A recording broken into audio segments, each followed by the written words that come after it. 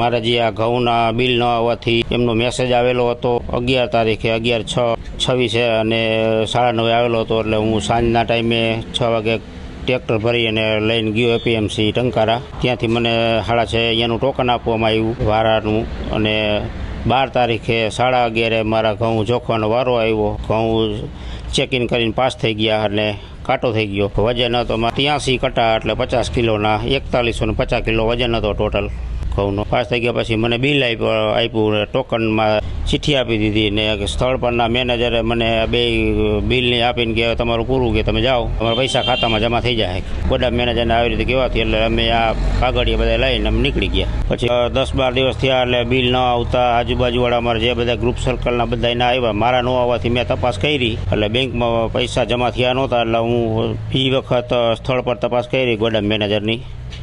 તો મેનેજર તરફથી મને કહે અત્યારે હવે આમાં તો ઓનલાઈન બધું હતું નહીં તો બધું પૂરું થઈ ગયું. અત્યારે હવે કાંઈ છે નહીં, તમારું મોડું થઈ ગયું.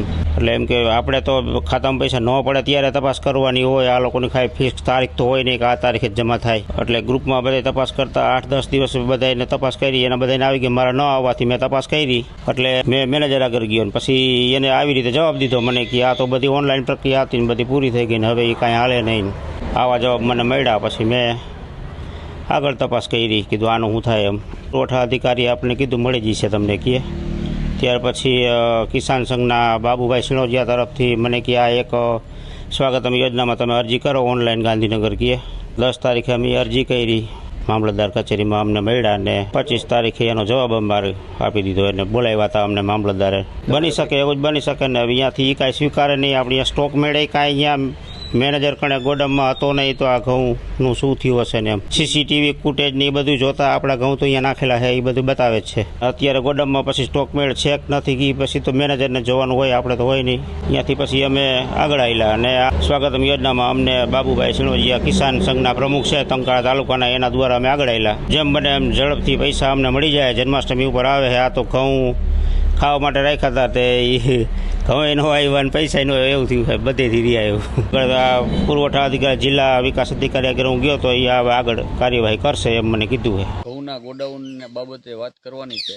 જ્યારે અમે 6ઠા મહિનામાં ઘઉંની ખરીદી ચાલુ થઈ ત્યારે સરકારને જિલ્લા કક્ષાએ રજૂઆત કરેલી, જ્યાં અધિકારી હાજર હતા ત્યાં, કે 17 દિવસમાં ઘઉંની ખરીદી કરવાની હતી. ટંકારા તાલુકાના ખાલી 3200 ખેડૂતોનું રજીસ્ટ્રેશન થઈ ગયેલું હતું. એની ખરીદી બાકી હતી. જ્યાં 200 જ ખેડૂતોનું રજીસ્ટ્રેશન ખરીદી થઈ ગયેલી અને બાકીના 3000 જેવા ખેડૂતો બાકી હતા. ત્યારે અમે સાહેબને મળીને રજૂઆત કરી હતી, સાહેબ આટલા ખેડૂતોની ટંકારામાં ખરીદી કરવી બહુ મુશ્કેલ છે, માટે તમે થોડાક અહીંયા કાંટા વધારે મુકાવો એવી રજૂઆત કરવાથી અવારનવાર રજૂઆત કરતી પણ અધિકારીઓ કોઈના ધ્યાનમાં ન આવતા અને આ ખાડા કાન કરતા. હવે જ્યારે ખરીદી પૂરી થવા આવી ત્યારે એક દિવસમાં એ લોકો 400 મેસેજ નાખતા જેથી ખેડૂતો આવે નહીં. અને ખરીદી પૂરી થઈ ગઈ અને એક ભૂલ એવી દેખાણી કે બાજુના ગામના ઓટાળાના ખેડૂત છે જેના 83 કટા ચોખાઈ ગયા છે, ગ્રેડિંગ થયેલાનો રિપોર્ટ થઈ ગયો છે, પણ બિલ બન્યું નથી. બિલ ન બનવાના કારણે તેમને પૈસા મળ્યા નથી. એ અવારનવાર ધક્કા ખાતા એ લોકોને બિલનો કોઈ જવાબ મળતા નહીં. અમારો કોન્ટેક કરેલો, અમે એને મળી અને રજૂઆત કરી તો એના ત્યાં બિલ જ બનેલું નથી 83 કટ્ટાનું. અને તપાસ કરતાં એવું જોયું તો 83 કટ્ટા સ્ટોક મેળમાં પણ નથી આવતું.